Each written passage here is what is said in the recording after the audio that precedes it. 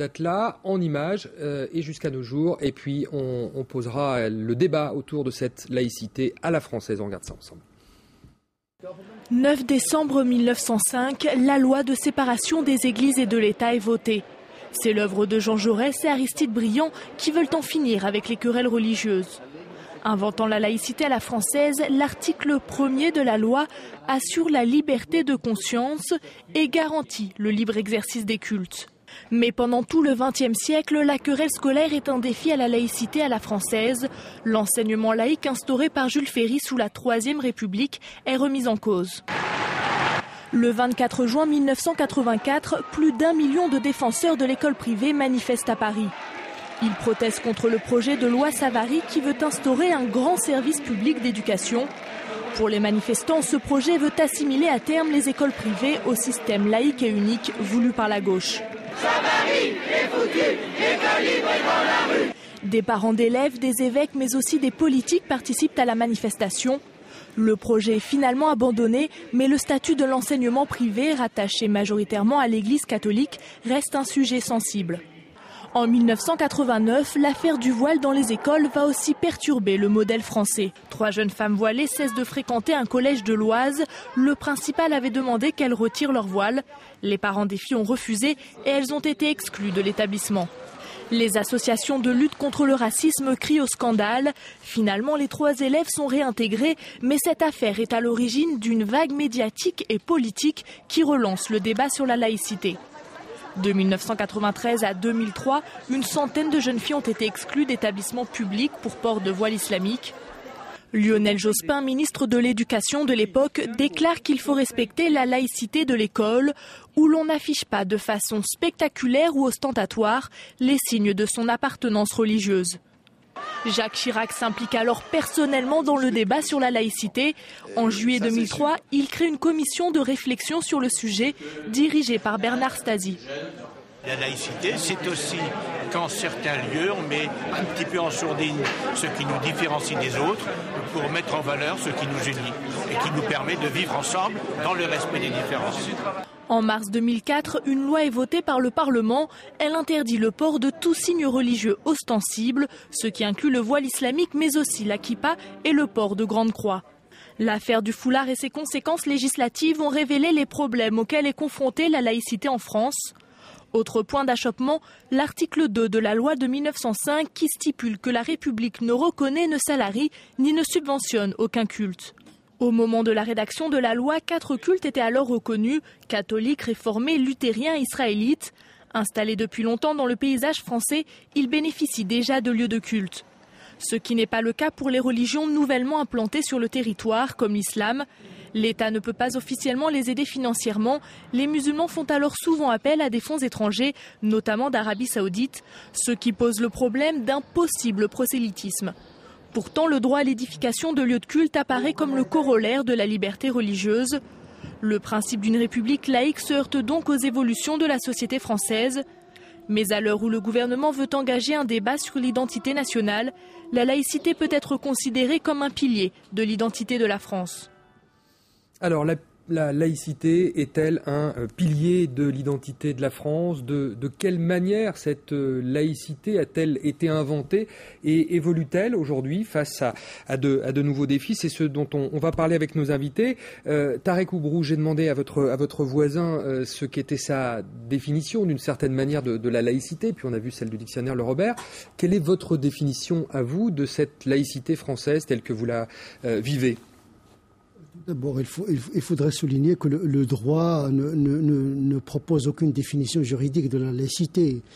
La laïcité, le mot laïcité n'est pas souvent, il n'est même pas utilisé dans les textes juridiques en tant que substantif. C'est le mot laïque qu'on utilise, pas le mot laïcité, vous soulignez dans votre livre. Donc, d'où la complexité du concept. C'est une notion relative, c'est-à-dire entre le politique et le religieux. C'est une notion également évolutive, puisqu'elle a une histoire, cette laïcité. C'est une sécularisation qui a commencé depuis très longtemps. Et c'est une notion négative, c'est-à-dire par opposition à la visibilité et à la religion en général, et notamment le catholicisme. Donc c'est une laïcité à dominante culturelle catholique essentiellement. Ce n'est pas une laïcité absolue dans le sens de la neutralité absolue, puisqu'il a réservé des dispositions juridiques aux religions. Il y a même des territoires où cette laïcité 1905, la loi 1905 n'est pas appliquée. Vous parlez de l'Alsace et de la Moselle, mais voilà. C'est parce qu'entre 1870... Il y a des laïcités en vérité, pour reprendre le titre d'un livre. Entre 1870 et 1918, ces territoires étaient sous occupation allemande et ils ont mis cette condition pour réintégrer le territoire national. Alors Caroline Fourest, le débat est lancé sur cette définition de la laïcité, un peu floue, un concept difficile à matérialiser. Non, ce qui est flou, c'est les imprécisions qu'on vient d'entendre, et notamment dans le sujet sur un point particulier. Ce qui définit la laïcité en France, c'est effectivement son article 1 et son article 2. L'article 1 qui garantit la liberté de culte et l'article 2 qui est effectivement assez ambitieux par rapport à d'autres laïcités européennes, qui fait en sorte que la République ne reconnaît ni ne subventionne aucun culte. C'est-à-dire que c'est une indifférence vis-à-vis de toutes les religions. Et quand vous comparez avec toutes les autres laïcités en Europe, on s'aperçoit que cette indifférence vis-à-vis de toutes les religions est en fait celle qui traite toutes les religions réellement à égalité. Parce que dans tous les pays où un État, un gouvernement s'amuse à reconnaître les religions, en réalité, elle rejoint ce que vous disiez tout à l'heure, Monsieur Houbrou. Elle favorise toujours la religion majoritaire, en l'occurrence souvent le christianisme, et la religion dominante. J'ai entendu dans le sujet que cette interdiction de reconnaître et subventionner le culte était à l'origine du fait qu'il n'y avait pas de lieu de culte musulman en France. Alors, on va pas tenter. Il y a 1800 mosquées en France. Ils sont construits à peu près, je crois, une salle de prière. Ils s'en ouvrent à peu près une par semaine, ou une salle de prière évangélique, ou une salle de prière musulmane. Donc, la construction de lieux de culte va très très bien en France. On estime même quasiment que le retard de l'islam de France est quasiment rattrapé. Simplement, ce que souhaite cette laïcité, c'est que ces lieux de culte correspondent aux besoins des fidèles. Si les fidèles ont besoin d'un lieu de culte, ils se cotisent. Ils s'offrent ce lieu de culte, ils sont comme ça totalement indépendants et protégés d'ailleurs d'éventuelles instrumentalisations politiques.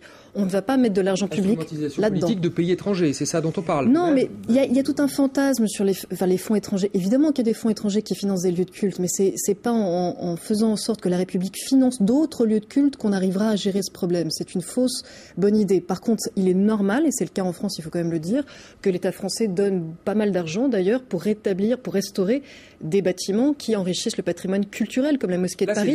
On parle de patrimoine historique. C'est très important de différencier les deux. Au titre du patrimoine culturel, il y a des mosquées aujourd'hui en France qui sont effectivement financées parce qu'elles font partie de notre patrimoine architectural. Par contre, en tant que lieu de culte, il est tout à fait normal, comme tous les autres lieux de culte, que les religions doivent se cotiser pour les construire, tout simplement par souci d'indépendance, d'autonomie, de liberté aussi, de conscience. Jean Beaubreau, je voudrais qu'on revienne sur ce que Tarek Houbrou disait.